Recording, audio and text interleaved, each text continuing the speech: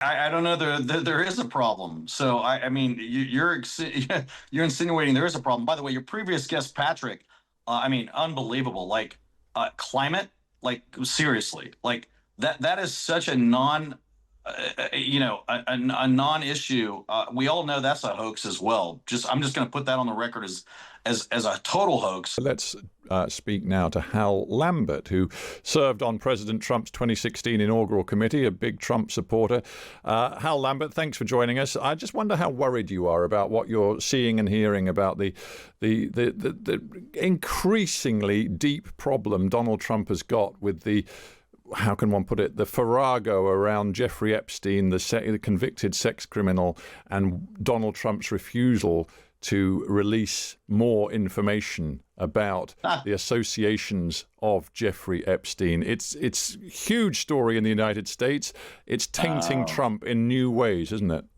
No, it's really not. I mean, it's such a side story. I mean, look, if there was anything in there, the Biden administration would have released it. I mean, they did everything to attack Trump. We know there's plenty. We know there's plenty in there, including many different references to Donald Trump.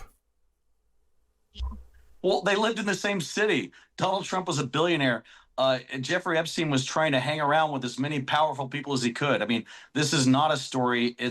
Look, if this was a story, the Biden administration would have released it long ago. They did everything they could to stop him from winning re-election, and they couldn't do it. So with that supreme confidence in mind, what is the problem with releasing all of the files, all of the information, as Donald Trump himself demanded when he was on the campaign trail? I mean, it's odd that he now says it's an Epstein hoax when he himself said the US government should front up and be honest about everything and release all the information. And if you're so confident there's nothing there, what's the problem?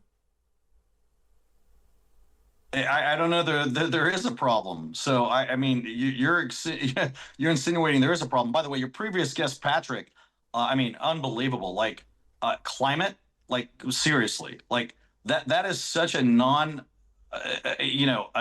non-issue. We all know that's a hoax as well. I'm just going to put that on the record as a total hoax. And he's sitting there talking about we don't want people to be golf caddies. Look, if the United States wasn't here, Scotland would have already been invaded. They can't defend themselves. Europe can't defend themselves. The United States defends the West completely. You guys have no weapons. You don't spend any money on weapons. You guys would be over right now. I'm really tired of you guys bashing Donald Trump and bashing the United States. You guys got to get it together. You need to understand that you need to defend yourselves. You can't rely on the United States for the rest of your lives to be your daddy, and that's the deal. And you're wanting to talk about Epstein. That's a sideshow. It's a joke.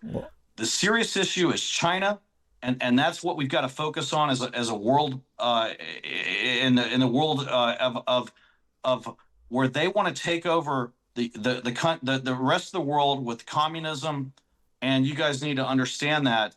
And they want to invade Taiwan. The United States is the only one that can defend the rest of the world from China.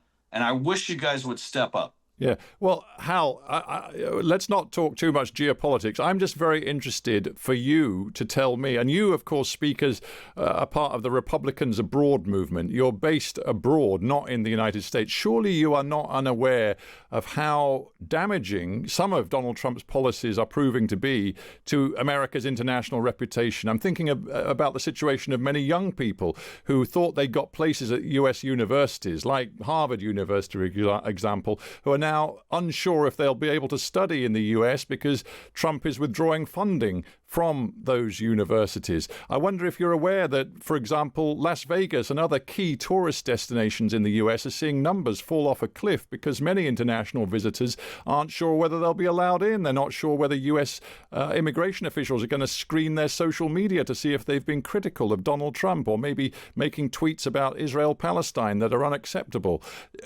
Are you unaware of the degree of damage being done to the US's reputation? What are you referring to? I mean, in the sense of we're not going to let terrorists come to the United States universities. I mean, I don't know why. Honestly, I don't know why we allow agitators from foreign countries to go to Harvard, quite frankly. I mean, Harvard could be filled up with U.S. citizens. We don't need people from overseas to go to Harvard. They're the ones that want to come here. If they want to come here, they're guests of the United States. We decide how they are going to behave, quite frankly.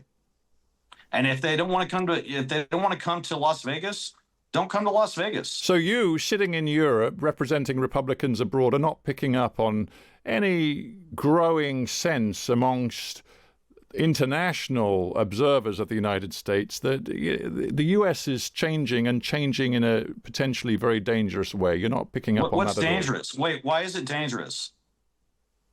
Well, I've just explained to you that many people see Donald Trump. They don't want to go to Las Vegas. That's dangerous. I mean, what are you talking about? It's interesting to me that you seem unaware that, for example, the international. No, I'm not unaware. The reality is we don't care. Don't come to Las Vegas. Don't care. Hal Lambert, thanks so much for joining me on The Times at 1. Thanks a lot. Well, talking of Donald Trump, his visit to Scotland commences tomorrow. It is billed as a 4-day private trip where he's visiting his 2 golf courses, the Trump International at Menny in Aberdeenshire and Trump Turnberry in South Ayrshire.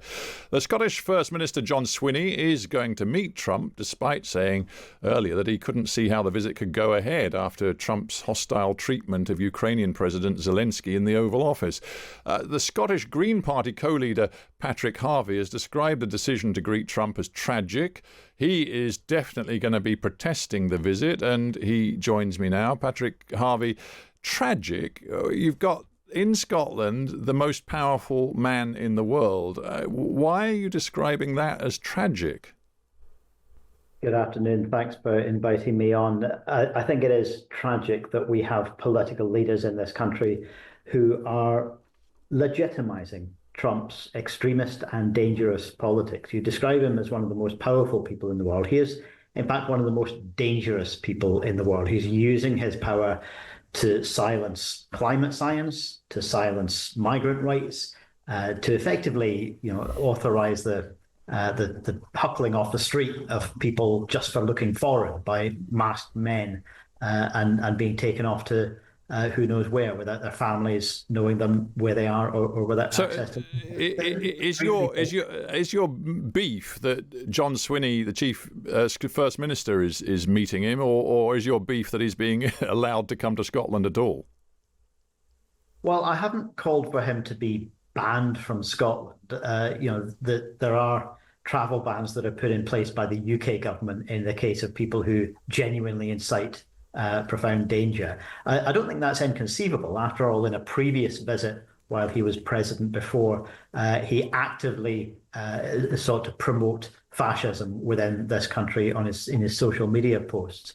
But look, what I have asked for, particularly from John Swinney, the Scottish First Minister, in his recent visit to the US, is would he meet with migrant organizations in communities that are targeted by Trump? Would he meet with climate scientists who are being purged by Trump? Would he meet with equality and human rights organizations who are on the sharp end of the threat that Trump poses? Those are the kind of people who would have, I think, appreciated a visit from a foreign politician, foreign leader, as a sign of solidarity. Patrick, I'm going to have to hurry you up. Forgive me, I'm going to have to hurry up because we're very short of time. I just want to ask you, because this is important and people will care, what are you actually going to do in terms of protests over the next 3-4 days? And are you prepared to break the law?